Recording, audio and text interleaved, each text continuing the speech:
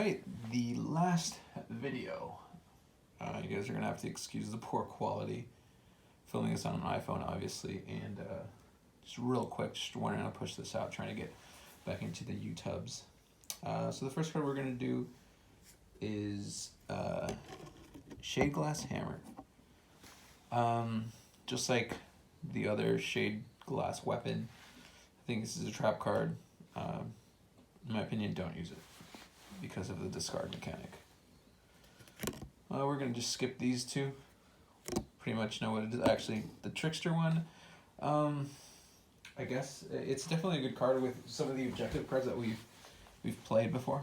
So you can get rid of your deploy cards. It's a good cycle card in my opinion if you just want to get rid of something. I mean, typically we only have 20 power cards in our decks. So and we want to really cycle through all of them to find the answer. So I think this is a pretty good card. It's about 2 card cycle. Yeah, minimum 2 card cycle. So, or maximum and then minimum of 1. So it's, now that I think about it, it's an okay card. Move on to the next one, the key. Same as the other stuff. It's meh. Ethereal Shard. For anyone who knows anything, it's pretty much a corn card and the Skellies, I believe. I mean, you know, Sprinter. Okay card. Not really worth it. You're I don't know. It's not worth it to me. Now, the next card is Hero Slayer, which I saw a lot of people on the Reddits and on the Facebook be really excited about it and were hyped about it. Definitely a trap card, in my opinion. 4 damage is 4 damage. A lot of the weaker, we have plenty of weak mobs to just kill. I don't know. To me, it's a trap card. Not worth it. We're going to move over to Acrobatic. I actually really like this card, just because of the design and the extra defense dice.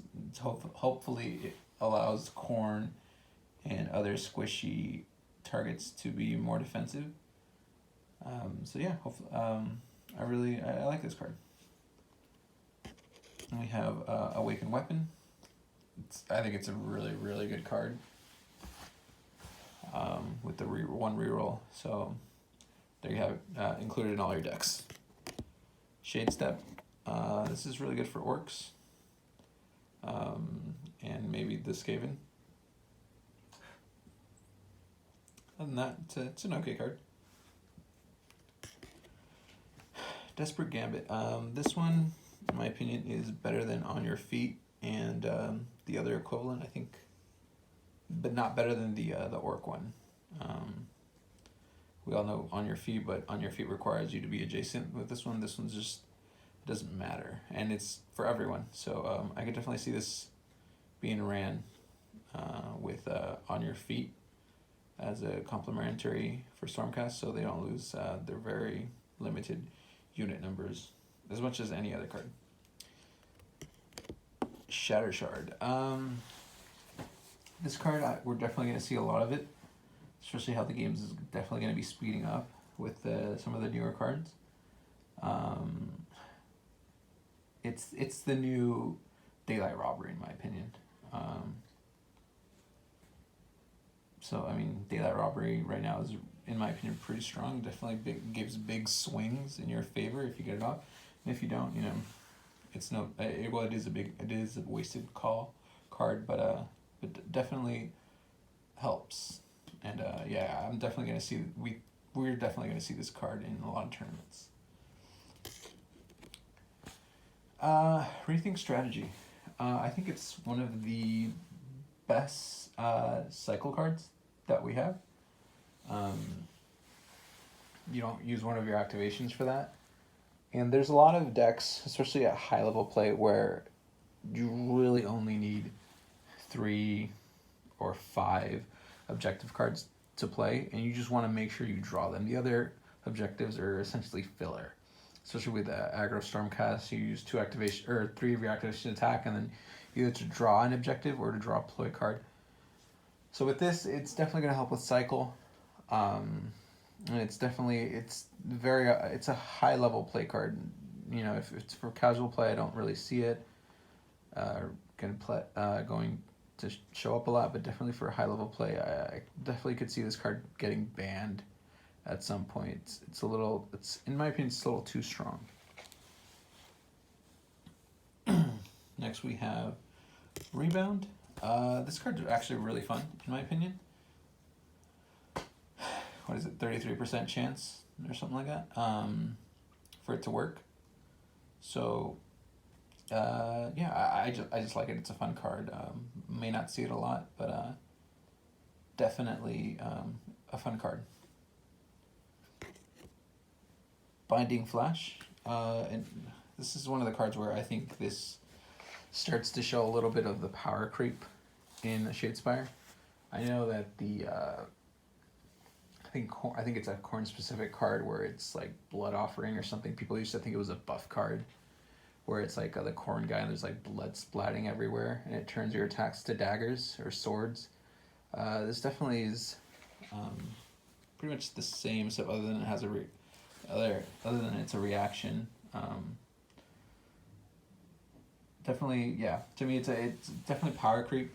If you did run the other card, I keep forgetting its name, in your deck, you would probably just replace this one. It's a lot better, and then definitely catches your opponent off guard.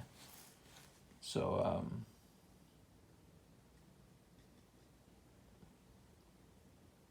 yeah, there we go. Then we have Spoils of Battle. Oh, Jesus, like this one's definitely crazy. Unless I'm misunderstanding this one. Play an upgrade card. This doesn't cost a glory point. I mean, the only way this can get countered is with Shattered Glass, or the card that we reviewed over a little bit ago. Yeah, it's essentially free glory point.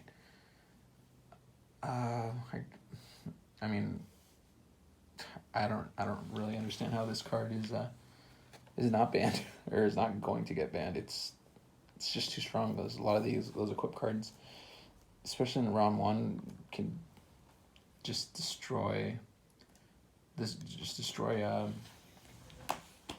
your opponent. I'm definitely gonna see a lot of I think it's got Skaven artwork. I think it's like Denial or something. It's not the object. It's a ploy card. Definitely that's gonna be start running just to counter this card. It's just a little too strong, in my opinion. Okay, so we're gonna move on to Sacrificial Pawn. Definitely a high level play card. I could definitely see this in Stormcast and Orc cards. Definitely, yeah, high level play card. Other than that, probably not going to see a lot of it in your day-to-day games. One of my favorite cards, because of the artwork, we're going to see Momentary Madness. Now this card, like I've said before, I'm not really a fan of the roll a dice and 50-50 chance for it to do what it's supposed to be doing. But this card is just hilarious. If you tend to lose a lot, I would keep this card just in case, because you can use this and definitely swing the battle and bring you back. Yeah, definitely. I mean, I'm gonna include it, especially in my Fire Slayers. I'm gonna start running Fire Slayers or Chosen Axes. Definitely a must-have, especially for a fun deck. So yeah, that's what I think of it. That I would definitely see a lot of people running it. We have Last Chance, a little bit more power creep.